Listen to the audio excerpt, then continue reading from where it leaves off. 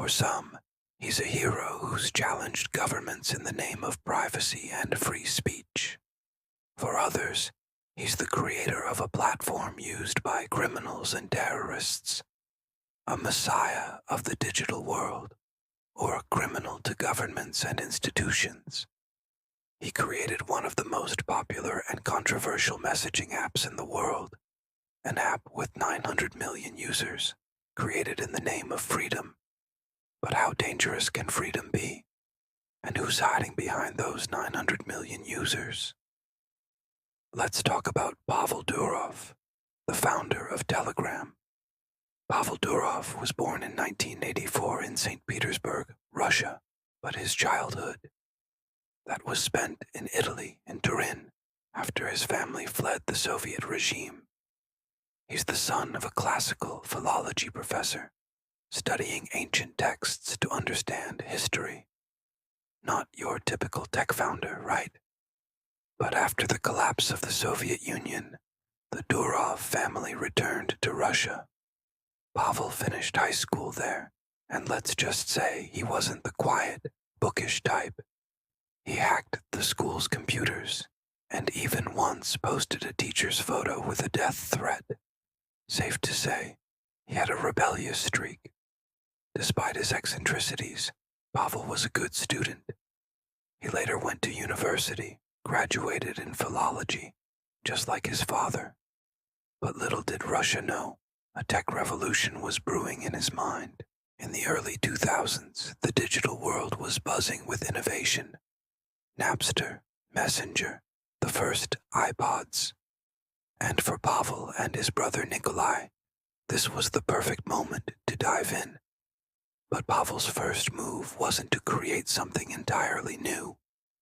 Oh no, he decided to copy Mark Zuckerberg. Back in 2006, Facebook wasn't big in Russia yet. So Pavel thought, why not beat him to the punch? And that's how VKontakte, or VK, the Russian version of Facebook, was born. With the help of his genius mathematician brother Nikolai, Pavel launched VK with a focus on freedom of expression.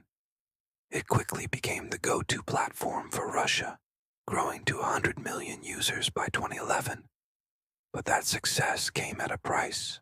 In 2011, VK became the main platform for organizing protests against Putin.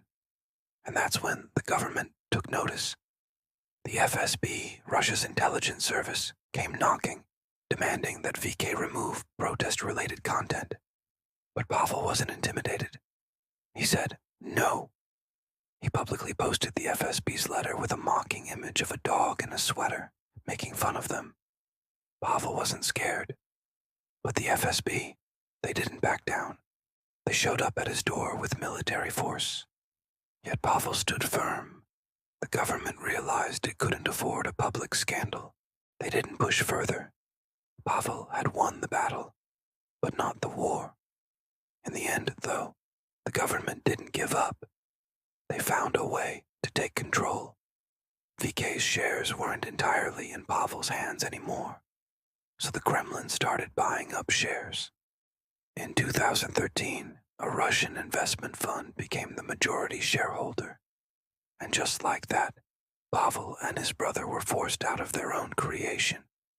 But Pavel didn't back down. His mission remained clear: to create a platform where free speech would thrive. So, Pavel started again, this time with a new app, Telegram. In 2013, Pavel launched Telegram, an encrypted messaging app. It started small, but by 2014, it had already attracted 35 million active users. Pavel was on a mission: total freedom of communication. With minimal state surveillance, Telegram was about more than just messages. It was about resistance. But even Telegram faced a new challenge. In 2014, with the Ukrainian Revolution, Pavel found himself in the middle of a political storm. Telegram and VK became vital tools for activists on both sides of the conflict. Pavel did everything he could to protect the users, even standing against the Russian government's attempts to silence political voices. But the pressure was too much. Pavel was removed as CEO of VK in 2014, and he was forced to leave Russia with his brother. They went on a journey from Europe to the US, and finally to Dubai, Telegram's new headquarters. Pavel, now a symbol of freedom, was determined to protect his creation from the growing threat of state control. Telegram wasn't just a business for Pavel. It was his battle cry. He believed that communication should be secure, private, and free from government control. Telegram had one mission: to be the alternative to WhatsApp, with fewer restrictions and more features. Groups with up to 200,000 users. Channels for broadcasting to the masses. It was about giving people freedom where other apps couldn't. But with the rise of Telegram, there's one question that remains. Is freedom truly worth the cost? Pavel Durov's story is one of rebellion, resilience, and the unyielding fight for freedom. He didn't just create an app, he created a movement. And whether you see him as a hero or a criminal, well, that's up to you. Thanks for watching, and remember to like, comment, and subscribe if you want more.